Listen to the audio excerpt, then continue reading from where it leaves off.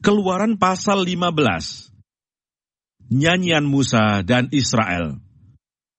Pada waktu itu Musa bersama-sama dengan orang Israel menyanyikan nyanyian ini bagi Tuhan yang berbunyi, "Baiklah aku menyanyi bagi Tuhan, sebab ia tinggi luhur, kuda dan penunggangnya dilemparkannya ke laut.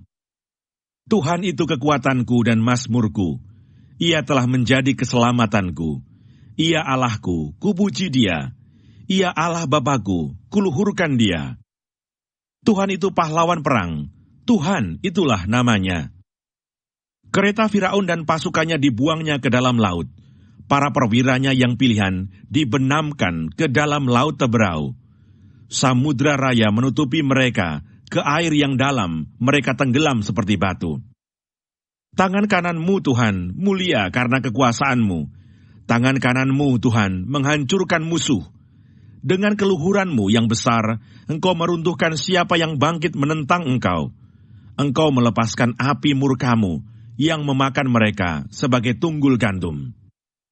Karena nafas hidungmu segala air naik bertimbun-timbun, segala aliran berdiri tegak seperti bendungan.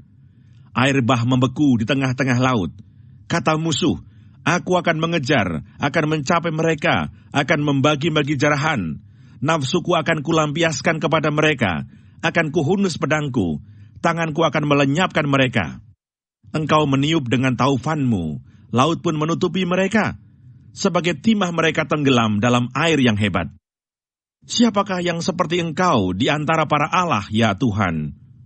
Siapakah seperti engkau, mulia karena kekudusanmu, menakutkan karena perbuatanmu yang masyhur?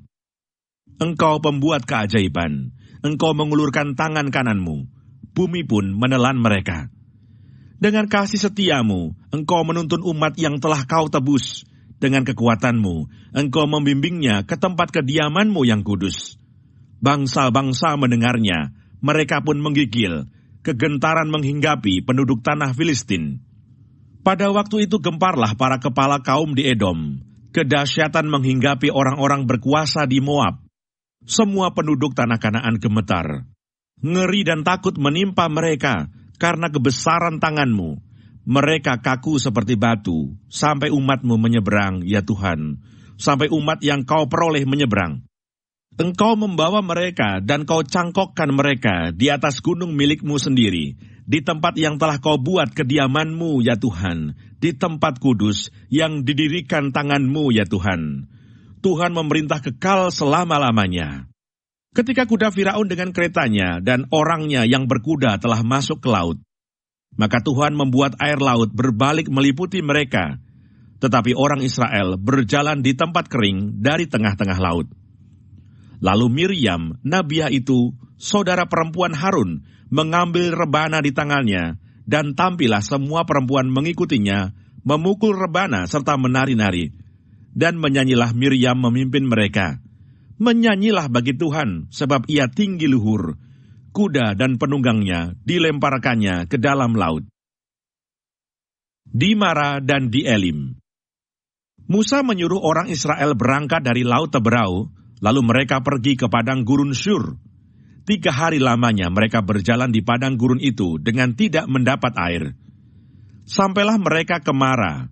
Tetapi mereka tidak dapat meminum air yang di Mara itu, karena pahit rasanya. Itulah sebabnya dinamai orang tempat itu Mara. Lalu bersungut-sungutlah bangsa itu kepada Musa, kata mereka, "Apakah yang akan kami minum?" Musa berseru-seru kepada Tuhan, dan Tuhan menunjukkan kepadanya sepotong kayu. Musa melemparkan kayu itu ke dalam air, lalu air itu menjadi manis. Di sanalah diberikan Tuhan ketetapan-ketetapan dan peraturan-peraturan kepada mereka, dan di sanalah Tuhan mencoba mereka.